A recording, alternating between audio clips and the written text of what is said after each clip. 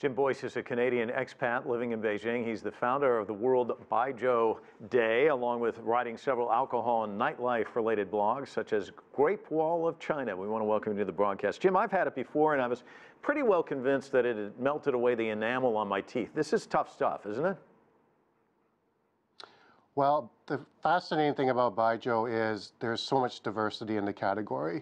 And I come from a past where I really didn't like it at all because I'd done so many sessions of ganbeis, where you do shot after shot of the same Baijiu. But once I sat down and tried different styles, I really saw that it's like whiskey, the difference between bourbon or a Scottish single malt or a Japanese whiskey.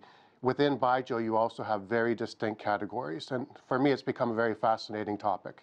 And Jim, we see the popularity of Russian vodka in the U.S., the popularity of Guinness Stout from Ireland in the U.S.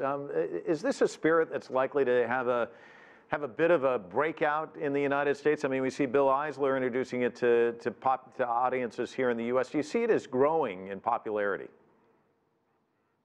I think it's growing, but we've heard about breakout stories for about 10 years now, so it's the longest breakout in history. The reality of Baijiu is you drink it warm and you drink it straight, and that's very uncommon for any white spirit. Very few people drink warm vodka or warm gin, so the challenge for Baijiu will either be to convince people to drink it that way or to find other ways to drink it, and we're focused on the second part. On finding new ways to consume Baijiu. And how about that? Talk to us about that. How do you do that? Well, sure. I mean, we don't have any problem with doing ganbei. I do it all the time. I did it last night. But we also focus on cocktails. Most Americans are going to be drinking their spirits through cocktails. We've done Baijiu pizza where we saute and flambe seafood in Baijiu and put it on a pizza. We've done Baijiu ice cream.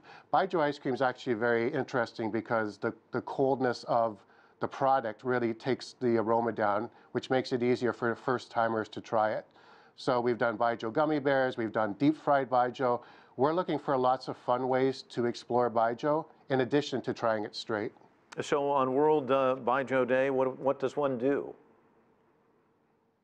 So it depends on the city. Last year we had 30 cities from Los Angeles to London to Melbourne to Beijing, and each bar in each city needs to come up with something we call Beyond Ganbei. So you can do a cocktail, or you could do a flight of 5 different Baijius, or you could do some type of food and Baijiu pairing. But we want to go beyond just opening a bottle and doing shots.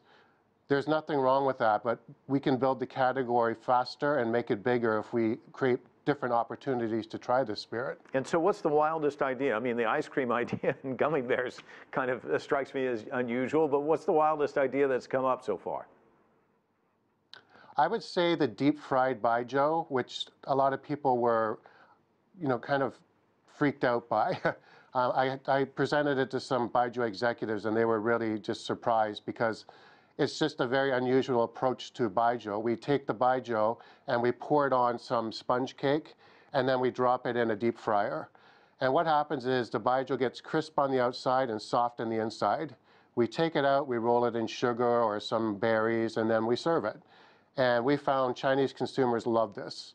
They thought it was a really cool idea to try Baijiu in this way, and with a little shot of the actual Baijiu beside them so they could taste it, at 100% strength. Well, it's proof again that you deep fry anything. Thanks so much, Jim.